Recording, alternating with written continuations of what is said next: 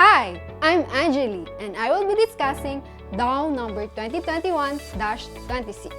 DENR Administrative Order number 2021-26 or Rules and Regulations Governing the Establishment, Harvesting, and Transport of Bamboo was signed last August 2, 2021 by then DENR Secretary Roy A. Simatu. It was published last August 23, 2021 and took effect on September 7, 2021.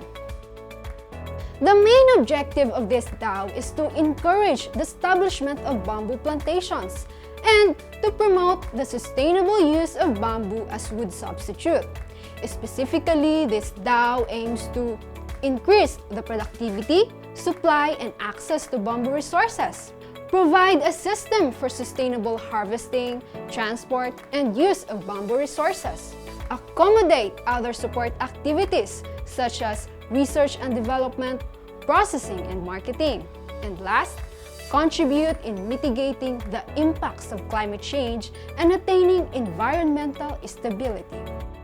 What is the coverage of this DAO? This covers all naturally grown bamboo stands, backyard farms, and plantations found within forest lands, agricultural lands, alienable and disposable lands, mineral lands, private titled lands, and ancestral lands. For bamboo plantations established for protection purposes such as those along rivers and streams are exempted from harvesting.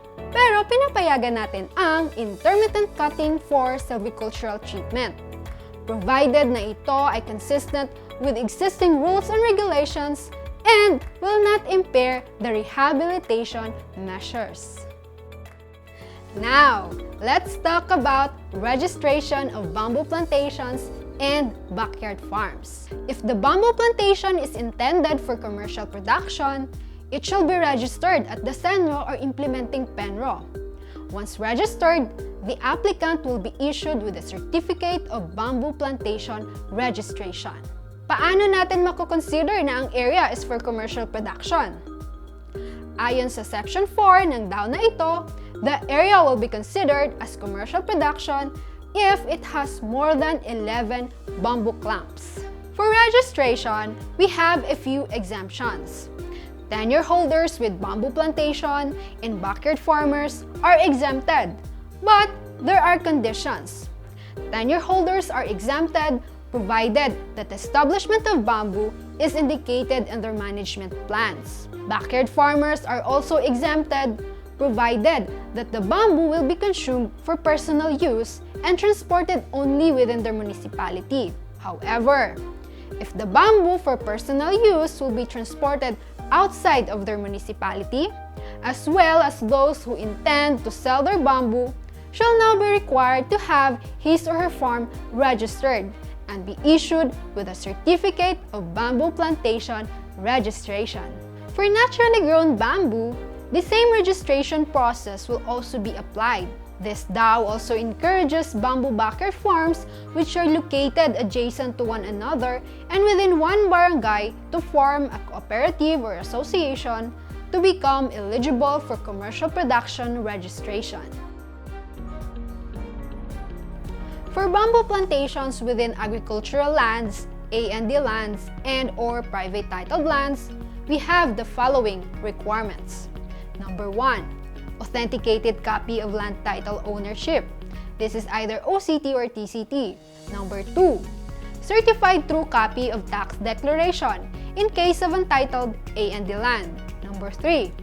A copy of proof of possession of the land in case the applicant is not the registered owner of the land. Number 4. Photograph of the bamboo plantation. And number 5. Inventory list of bamboo plantations. For bamboo plantations within ancestral lands, we only have 3 requirements. These are photograph of the bamboo plantation, copy of CADT or CALTI, and copy of ADS-DPP indicating the establishment and management of bamboo plantations. While we only have 2 requirements for bamboo plantations under the NGP family approach. These are copy of signed letter of agreement and photograph of the bamboo plantation. For the registration process, the applicant shall submit all pertinent requirements to the concerned SENRO or implementing PENRO. Once submitted, the SENRO or implementing PENRO shall then verify and conduct rapid site assessment of the bamboo plantation. The outputs to be produced after rapid site assessment are GIS-generated maps and geotag photographs. These two documents will be used as basis for the issuance of the Certificate of Bamboo Plantation Registration. Finally, the GIS-generated map shall be attached to the Certificate of Bamboo Plantation Registration upon issuance to the applicant. All transactions pertaining to registration and issuance of Certificate of Bamboo Plantation Registration shall only be done at the SENRO or implementing PENRO level. Hindi na ito aakyat pa sa PENRO or regional office. So, ang approving authority ng ating Certificate of Bamboo Plantation Registration ay si concerned SENRO or implementing PENRO. May babayaran ba sa pagpaparegister ng bamboo plantation? Yes! There is a required one-time registration fee of 3,000 pesos. But, the bamboo plantations under tenured forest lands and backyard farms are free of charge. They are exempted from the payment of registration fee. Plantation owners within agricultural lands, A&D lands, and private titled lands may expand their bamboo plantations anytime, warranting the area for expansion is still within their legal ownership, and that the registration procedures shall still be exercised. How about the validity of the Certificate of Bamboo Plantation Registration? It has no expiration. However, it will no longer be valid if there is a declaration from the owner that such stand is no longer productive. Tandaan rin natin, ang Certificate of Bamboo Plantation Registration ay pwedeng masuspend o makancel kung ang operation ay inconsistent with any of the terms and conditions of, or failure to comply with, or perform obligations imposed in, the registration certificate and other pertinent rules and regulations. Paano naman pag kailangan ng mag-harvest at mag-transport ng bamboo poles? Ano ang mga requirements pagdating dito? Simple lang. Para sa bamboo plantations within tenured forest lands, what will only be required is a copy of approved tenure arrangement. At para naman sa bamboo plantations within agricultural lands, A&D lands, private titled lands, and bamboo backyard farms, what will only be required is a certified true copy of Certificate of Bamboo Plantation Registration. These required documents shall serve as cutting and transport documents for harvested bamboo poles. Forest charges shall only be applied to naturally growing bamboo harvested within public forest lands, agricultural lands, A&D lands, and private titled lands as promulgated under RA number 7161 and other existing rules and regulations. Pero may exemption tayo. Bamboo plantations within private titled lands, ancestral lands, and forest lands are exempted from payment of forest charges. Authentication fee of 50 pesos per page for the Certificate of Bamboo Plantation Registration shall be charged pursuant to the revised Schedule of Forestry Administrative Fees. This DAO also provides incentives sa ating mga bamboo plantation development owners and bamboo processing enterprises. These are the following incentives. Number 1. Plantation owners are exempted from the payment of government share for the use of public lands for commercial bamboo plantation for the first 10 years or when the plantation owner starts to harvest his or her plantation, whichever comes first. Number 2. Registered plantation owners are exempted from the payment of forest charges on planted bamboo that may be imposed by the national government. And number 3.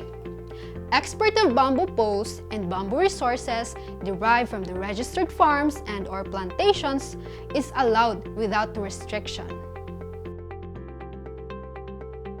When it comes to monitoring and evaluation, an integrated bamboo information network system which covers data on bamboo plantation, bamboo processors, and markets will be developed by FMB in coordination with various government agencies, private sectors, and other concerned stakeholders to address the issue on availability of data on bamboo resources. The system shall be the source of information of the industry and the general public on the bamboo supply and demand status, location of farm and processors, prices and volume, government links to research and development, and financial assistance. Annual reports of tenure forest land holders reflecting the harvesting and transport of bamboo will be incorporated in the database. The system will also be linked to the Enhanced Forestry Information System, or EFIS. The DENR will also be providing support activities such as capacity building, research and development, technology transfer, financial assistance or subsidy, insurance coverage, and processing and marketing for bamboo plantation establishment and development. For the transitory provision, all existing bamboo plantations and naturally growing bamboo for commercial purposes shall be registered to the department within 1 year upon approval of this DAO. Newly established bamboo plantations shall be registered with the DENR within 3 months after establishment. That's all for DAO number 2021-26. Thank you!